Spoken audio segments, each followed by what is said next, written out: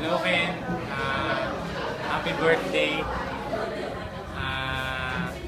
Sensya ka na, hindi masyadong napaghandaan. Hindi ako nakapag-invite ng clown tsaka mga balloons. Pero, hindi, happy birthday. Alam mo naman na mahal kita, especially si Lord. At sana patuloy ka pang gamitin ng Lord tayo sa ministry at lagi mo akong kasama pagdating sa ministry para sa Lord. So happy birthday. So yun lang. Pero bago ako umalis,